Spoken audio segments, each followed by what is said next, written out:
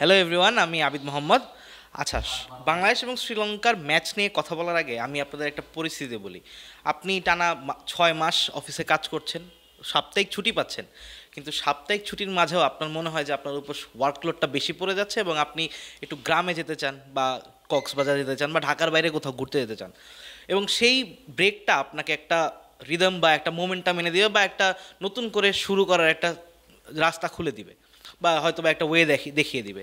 এখন আমি যদি বলি, বাংলাদেশ এবং শ্রীলঙ্কার যে ফার্স্ট টেস্টটা চলছে, এই টেস্টের প্রথম সেশনের বা সেকেন্ড সেশন পর্যন্ত বাংলাদেশ একটা খুব ভালো অবস্থানে ছিল এবং শ্রীলঙ্কার যে বোলাররা ছিলেন বা শ্রীলঙ্কার যে ফিল্ডাররা ছিলেন, তারা হয়তো বা খুব করে চাচ্ছিলেন যে একটা ব্রেক আমাদের খুব করে প্রয়োজন। বলে না যে একটা মোমেন্টাম পেতে হলে একটা ব্রেক দরকার পড়ে।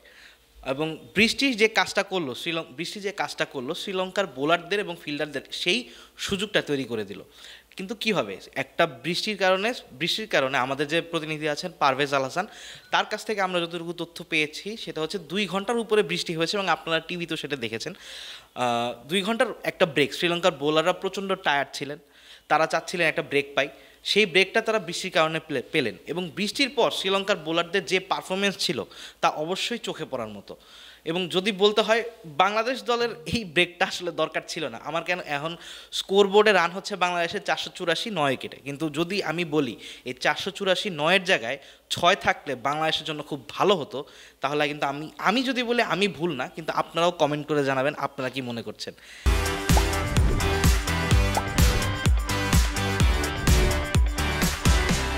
যেটা বলছিলাম, 9 উইকেটের জায়গায় 6 wicket, 484 6 wicket, it's a good score. But 9 wicket সেকেন্ডের শেষে, কালকে বাংলাদেশ থার্ড ডে শুরু করবে, হতে পারে শুরু 10 ওভারে বাংলাদেশ আউট হয়ে যাবে বা 5 ওভার সার্ভাইভ করবে, যেহেতু টেইল এন্ডার ব্যাটসম্যানরা ব্যাট করছেন।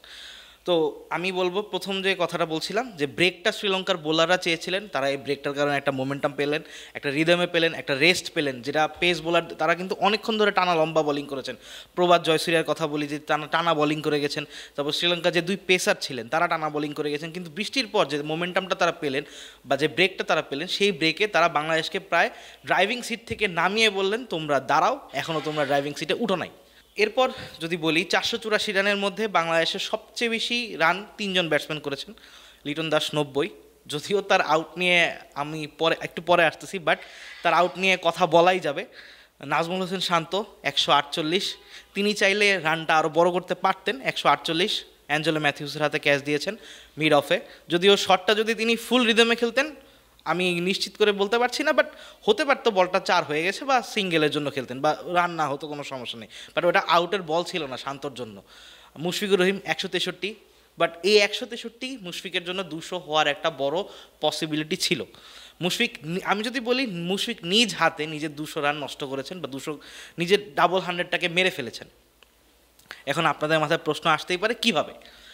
সেটা হচ্ছে, মুশফিক মানে যখন বৃষ্টিটা আসলো, বৃষ্টির পর যে ব্রেকটা হলো, ব্রেকের আগে মুশফিক একটা ভালো অবস্থানে ছিলেন, বাট বেশ স্লো খেলছিলেন। কিন্তু মুশফিক যখন ড্রেসিং রুম থেকে ফিরলেন, সে যদি ডাবল সেঞ্চুরিটা আজকে করার লক্ষ্য নিতেন বা একটু আক্রমণাত্মক খেলতেন, তাহলে আমার মনে হয় শ্রীলঙ্কার যে বোলাররা তাকে ট্র্যাপে ফেলার বারবার চেষ্টা করছিল, তিনি যে বলটায় আউট হয়েছেন সেটা কিন্তু বল পিচ করে ভিতরে দিকে গিয়েছে। এবং সেম ডেলিভারিতে মুশফিক এর আগেও সার্ভাইভ করেছেন, বাট যে ডেলিভারিতে আউট হয়েছেন ওই ডেলিভারিতে নিয়ে সার্ভাইভ করতে পারেনি, আম্পায়ার্স কলে আউট হয়েছেন 163 রানে। 484-এর মধ্যে 401 রান 3 ব্যাটারের, বাকি 9 ব্যাটসম্যান বা বাকি 8 ব্যাটসম্যান এক্সট্রা সহ টোটাল রান করেছে 83 রানের মতো। তো আমি বলবো না এটা শুধু মিডল অর্ডারের কল্যাণেই বাংলাদেশ এখন একটু মোটামুটি ভালো অবস্থানে আছে, কিন্তু বাকি ব্যাটারদেরও রান করা উচিত ছিল বা একটা প্রয়োজন ছিল। এনামুল হক বিজয় অবশ্যই ড্রেসিং রুমে কপাল চাপড়াচ্ছেন যে এত ভালো একটা সুযোগ পাওয়ার পর আমি কিভাবে 10 বল খেলে 0 রান করলাম। তিনি যদি নতুন বলটা সার্ভাইভ করে যেতেন, আমি শিওর এনামুল হক বিজয় একটা ভালো ইনিংস খেলতে পারতেন। এমন সুযোগ বিজয় আর হয়তো পরবর্তীতে পাবেন না, বা এমন উইকেটটাও বিজয়ের জন্য কোনো অ্যাওয়ে সিরিজে অ্যাভেলেবেল থাকবে না। আর লিটনের যে ইনিংসটা, লিটন 90 রান করে আউট হয়েছেন। লিটনের ইনিংসটা খুবই দৃষ্টিনন্দন ছিল, কিন্তু লিটনকে আউট করার পেছনে লিটনের চেয়ে অবদান ছিল বেশি প্রতিপক্ষের। কীভাবে? লিটন যখন 80+ পার হয়, 70 পার হয়, লিটনকে ট্র্যাপে ফেলার জন্য শ্রীলঙ্কান ফিল্ডাররা বা শ্রীলঙ্কার ক্যাপ্টেন ধনঞ্জয় দি সিলভা পুরো লেগ সাইডটা অফ করে দেন।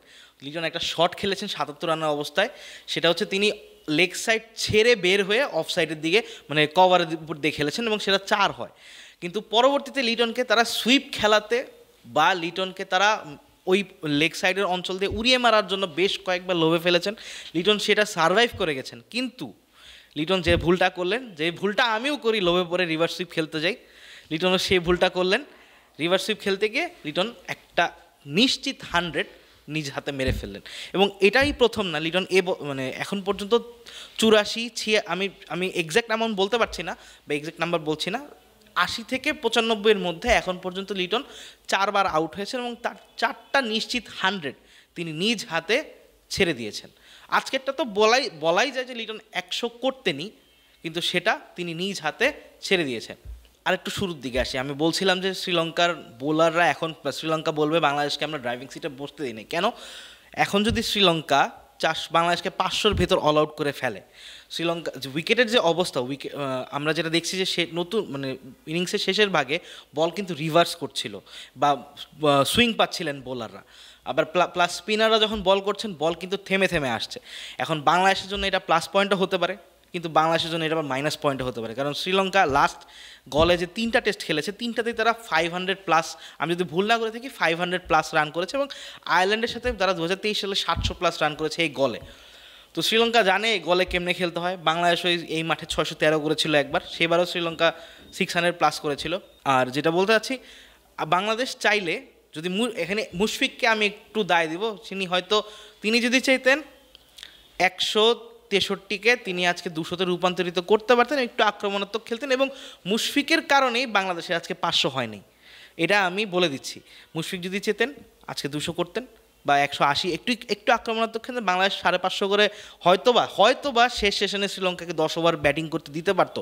সন্ধ্যাবেলা শ্রীলঙ্কার গলের মাঠে ফ্লাড লাইট নেই, মুশফিক চাইলে এই কাজটা করতে পারতেন এবং বাংলাদেশের বোলাররা নতুন বলে শ্রীলঙ্কার অ্যাটলিস্ট 1জন বা 2জন ব্যাটারকে যদি আউট করতে পারতেন, তাহলে আজকে নিশ্চিত করে বলা যেত বাংলাদেশ ড্রাইভিং সিটে আছে। কিন্তু এখন পর্যন্ত যে অবস্থা, আমার কাছে আমি বলবো বাংলাদেশ যদি 6 উইকেটে 484 রান থাকতো, কালকে সকালে ফার্স্ট সেশনটা খেলতো বা 10-15 ওভার খেলতো, মেরে খেলতো, লিটন থাকতেন বা তাহলে 550 করে ডিক্লেয়ার দিয়ে দিত। কিন্তু আপনি 600 রান নিচে গলে ডিক্লেয়ার করবেন বা অল আউট হয়ে যাবেন, এটা আপনার জন্য ভালো একটা সিগন্যাল না। প্লাস আপনার 8জন ব্যাটসম্যান বা উপরের দিকের ব্যাটসম্যানে রান করেননি, মিডল অর্ডার বা লোয়ার মিডল অর্ডার রান করেছেন। এবং জাকের আলী অনেক, আমার এক কলিগ আছেন মোহাম্মদ জুবাইর, উনি ফেসবুকে স্ট্যাটাস দিয়েছেন জাকের আলী অনেক নিশ্চয়ই চাইবেন যে টেইলেন্ডারদের নিয়ে বা বোলারদের নিয়ে একটা হোয়াটসঅ্যাপ গ্রুপ খুলতে, কারণ তিনি এখন পর্যন্ত যতবারই ব্যাটিং করেছেন তাকে নিচের লোয়ার অর্ডার ব্যাটসম্যানদের নিয়েই ব্যাট করতে হয়েছে। এবং আমরা যখন বাংলাদেশ 400 পার হয়, আমাদের রুমে যারা আছেন আমরা সবাই বলা করছিলাম, এখন যদি বাংলাদেশ 550 বা 550, 560, 570 না করতে পারে, এটা বাংলাদেশকে ব্যাকফায়ার করতে পারে। এখন বাংলাদেশ চাইলে ইনিংস ঘোষণা করতে পারতো, শ্রীলঙ্কাকে 10 ওভার খেলাতে পারতো। তারপরও আমি বলবো যে এমন একটা বিরতি চেয়েছিলেন শ্রীলঙ্কান বোলাররা, যাতে তারা ম্যাচের মোমেন্টামে ফিরতে পারে। এবং টেস্ট ক্রিকেটকে কিন্তু বলা হয় সেশন বাই সেশনের খেলা, তো শেষ সেশনে শ্রীলঙ্কার দাপটে বাংলাদেশ অবশ্যই পিছিয়ে গিয়েছে। 484 run, 9 wicket is not a good score. 6 wicket থাকলে ভালো হতো। বাকি 3জন ব্যাটসম্যান ছাড়াও আরও 2-1জন ব্যাটারের 40-50 করে করা উচিত ছিল, যেটা তারা মিস করেছেন। এবং বিজয় অবশ্যই, আমি দেখছিলাম যে শান্তর পাশে বিজয় বসে আছেন, অবশ্যই তাদের মধ্যে এটা নিয়ে আলোচনা হয়েছিল। হয়তো বিজয় ভাবছিল না যে আমি একটা ভালো ইনিংস বিল্ড আপ করতে পারতাম, ভালো একটা ইনিংস খেলতে পারতাম, এই সুযোগটা আমার হাতছাড়া হয়ে গেছে। তো দর্শক, আগামীকাল আবারও কথা হবে, ম্যাচের 3য় দিন নিয়ে আমি হাজির হব। হোপফুলি আপনাদের সঙ্গে আবার দেখা হবে ইনশাল্লাহ। তো আপনারা কমেন্ট সেকশনে জানাবেন বাংলাদেশের কত স্কোর আপনারা চেয়েছিলেন। ততক্ষণ পর্যন্ত বিদায় নিচ্ছি, আমি আবিদ মোহাম্মদ।